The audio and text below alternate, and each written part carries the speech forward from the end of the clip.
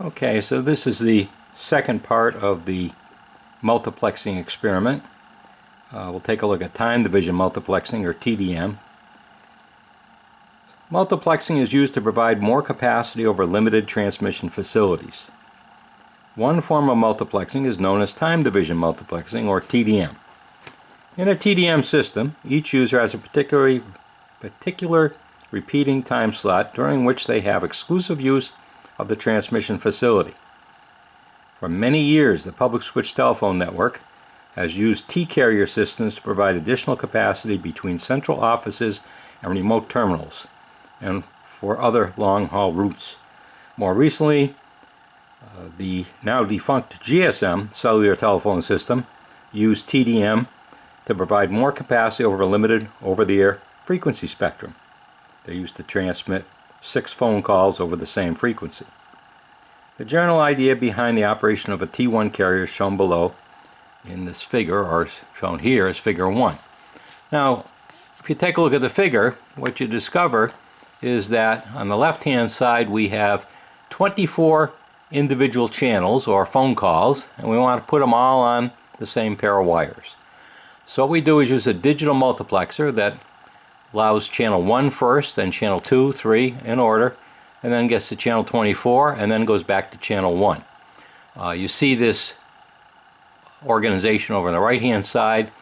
There's 125 microsecond time this happens during, and I have channel 1 through channel 24 there, and then it repeats itself. So I have 8,000 of these frames per second, and therefore channel 1 has 8,000 samples, channel 2 8,000 samples, and so on. You can see the PCM, or pulse code modulation transmitter. So what that shows is out of channel 2 and channel 2's time slot, the sample is represented by a code of 10110111, which is in AMI coding, looks like what we have here in the diagram. You can see that a 1, it's alternate mark invert, so I have a 1 then followed by a 0, then the next one is flipped over, it's negative, then the next one is flipped over again, then a 0, then the next one is flipped over, the next one's flipped over, and the next one's flipped over. Again, alternate mark invert coding. So it turns out that this is how I would take and transmit a signal for a T1.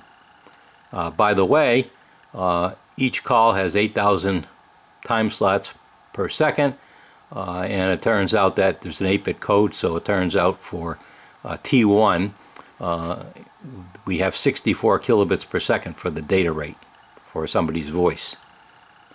Here's another way of looking at this type of thing, and it turns out that in this figure we see message 1 through message N, and what we have is a multiplexer on the left hand side, and then what we discover is the first message is sent, second, third, fourth, fifth, and so on.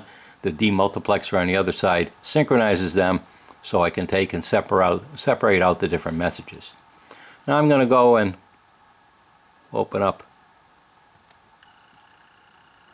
Circuit Maker, and what I have here is I have 2 signals, V1, a 100 kilohertz signal, actually they're pulses over here, 100 kilohertz or 100,000 pulses per second, and V2, 50 kilohertz or 50,000 pulses per second.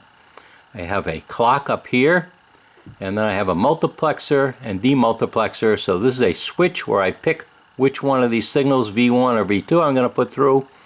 The transmission line we could consider as this YA to EA over here, this line, and the demultiplexer picks off which signal we want. And I've separated them out over here as signal number 1, signal number 2. The inverters are necessary because the output of this chip is inverted. And again, the clock is applied to both these multiplexers to keep them synchronized. So let's take and run this, and we run it. And what we see is when the clock is high, the green signals the clock. When the clock is high, here, we let through the blue pulses. And the blue pulses have a rate of 100 kilohertz or 100,000 of them per second.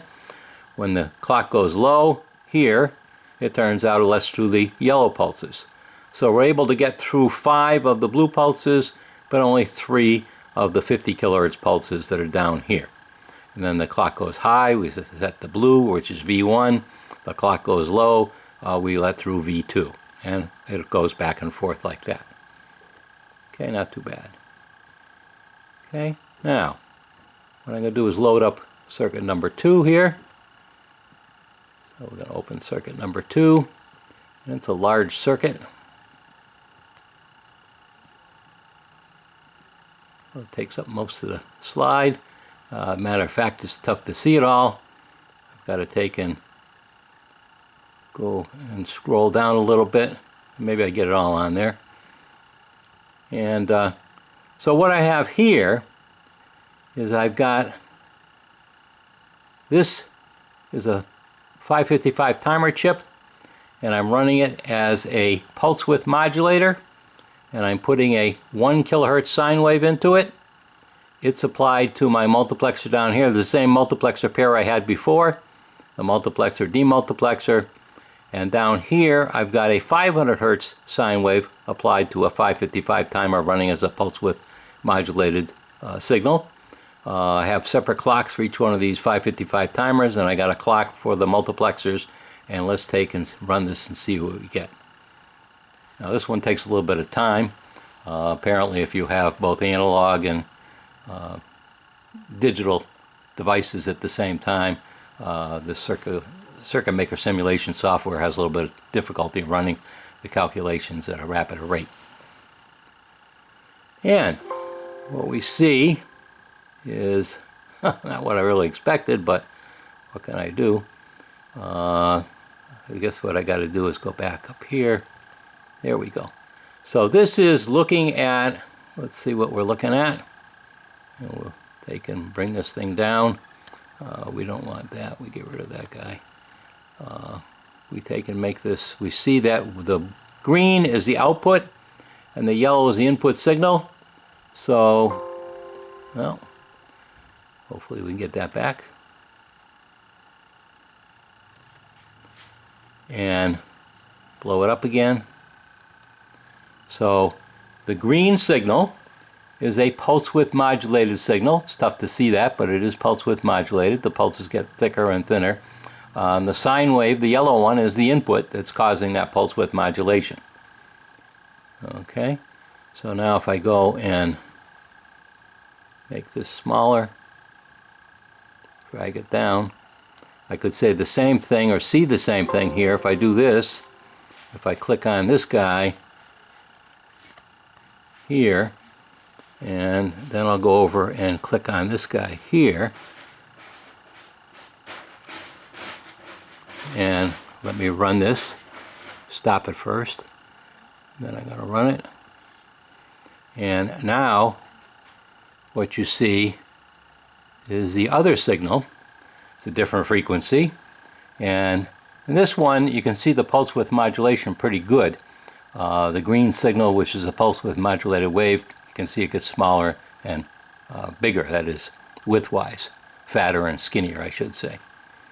Okay, so let's stop this and let's load up the next guy. So again, what's happening here is when the clock is high, one of these guys, probably this guy here, is going through, and when the clock is low, this guy over here is going through. So let's take and load up file number 3, TDM number 3 here. Open this guy, say no, and then we'll run it. And again, it takes a little bit of time for these things to run, but not forever, fortunately. The software is a 16-bit application, I believe. Okay, so I didn't do anything. I just showed you that already. So here's again the bottom one and the top one. So let's stop that. Nothing new there. And let's go for the last one. We open number 4. Hit open. And we have to wait. Look at that. Aren't we lucky this time comes up. So now what I've shown is I've shown the 2 outputs And we have now a purple waveform. Let's blow this up by grabbing a portion of it here. So what you can see here, the blue is the 500 hertz signal, the yellow is the 1 kilohertz signal, the purple is the clock, and you can see that here I have this waveform, and in the next clock pulse, or rather when the clock goes negative, I have that waveform. I'm trying to find, here we go. So here, let's take a look. We can see actually here when the clock is high, I have this width pulse going through. When the clock is low, I have that fatter pulse. The next one's even better. Skinny pulse, fatter pulse, even skinnier, even fatter, even skinnier, even fatter, and so forth. 2 pulse width modulation waves. They alternate going through the system.